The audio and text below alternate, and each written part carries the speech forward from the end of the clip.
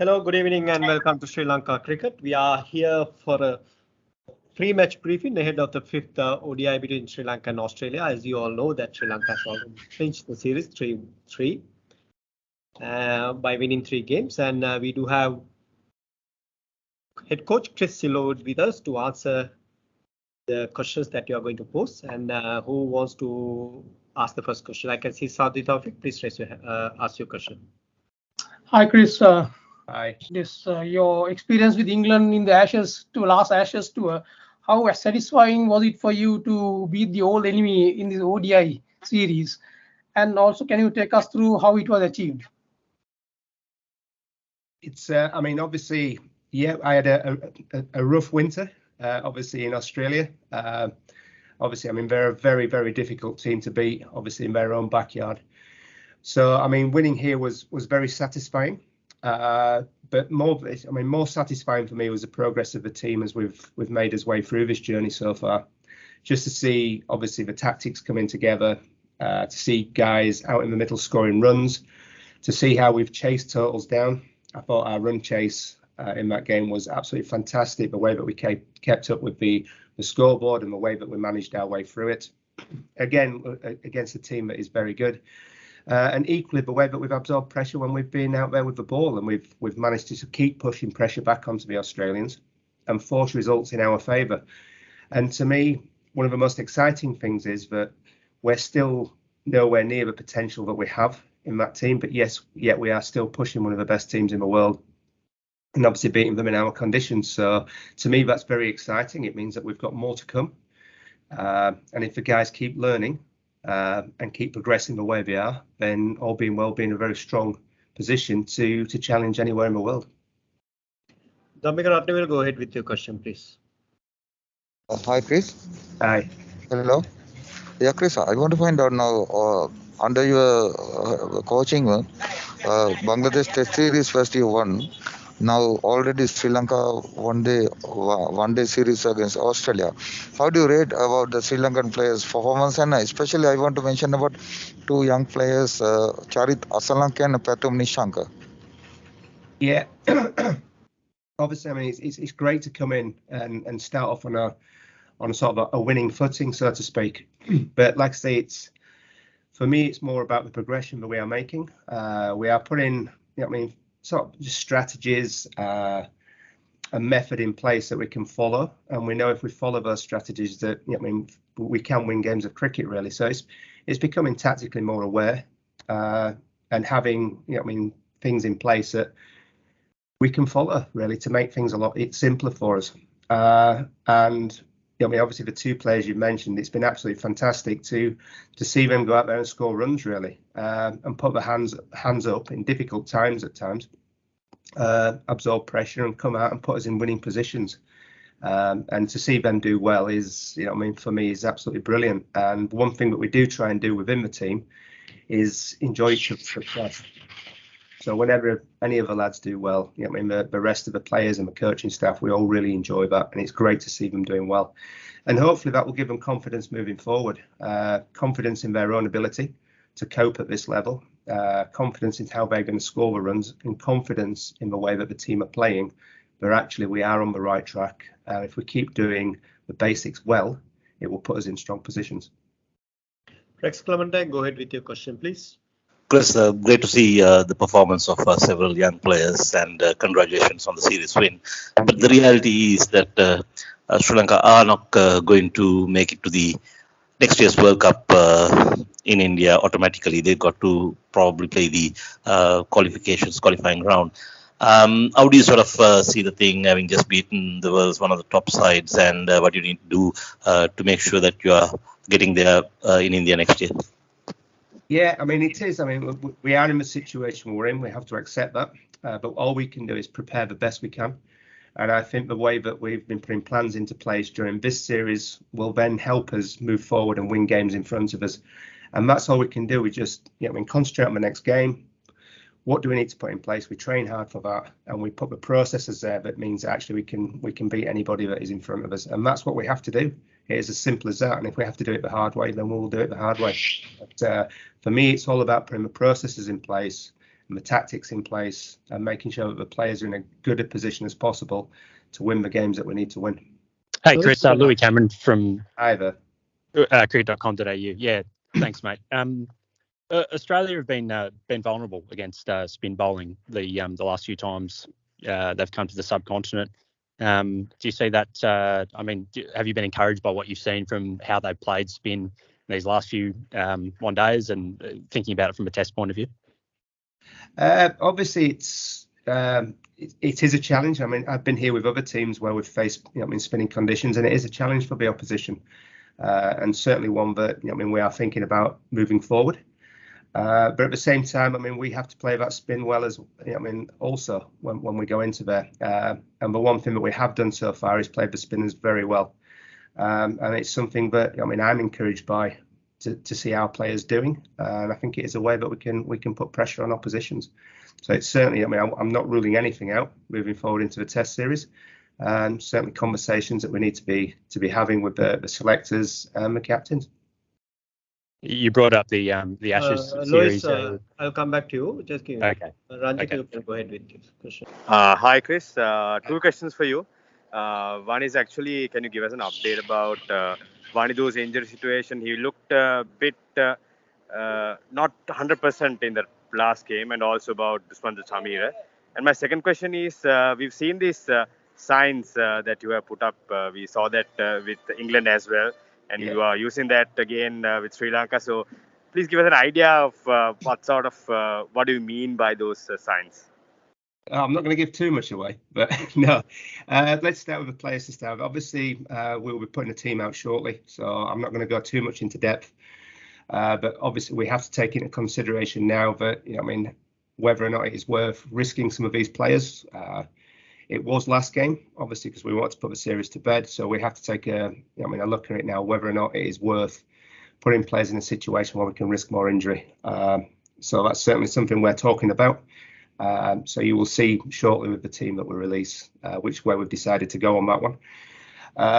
From the signs point of view, that obviously I saw that was put on TV. The last game, we were actually using them during the T20 as well, which I don't know if anybody picked up on. But it's not rocket science, really. It is literally just some strategic suggestions from us to the captain of something for him to think about. It's not telling the captain what to do. It's just suggestions of what may or may not match up at any given point. And it's entirely up to the captain whether he listens to those suggestions or whether he goes with his own gut feeling. He's the man in charge out there. But like I say, it's just us communicating some ideas with him on what may or may not work at that given point in time, and that's all it is really. Martin, go ahead with your question, please.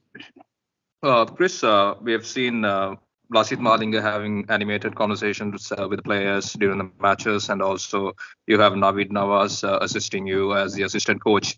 How has it been working with some local coaches? How are you coping up? And also, have you done any changes to the way that we are analyzing the game in terms of what we did in the past compared to what we did in the past?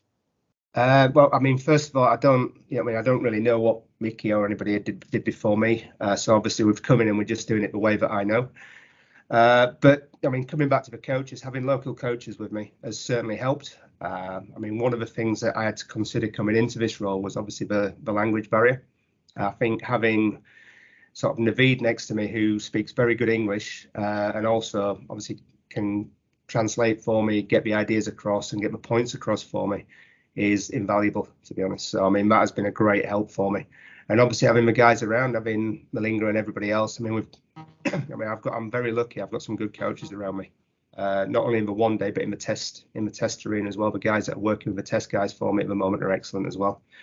So for me, that is a huge bonus, having those guys that can obviously get the messages across for me if people are not quite picking up obviously my accent or my English really. So it does help. Sad, you can ask. Second question.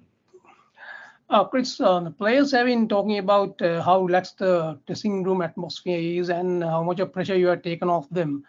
Can you just tell us what you have done to change the dressing room environment since you came? But it's just been, consistent with everything I do. I try not to get too excited about things, which is difficult at times, as you may have seen. But it's, obviously you get into the game with the players just like everybody. But for me, it's just about consistency around the dressing room. The players know what to expect of me every day and the way that I'm going to behave.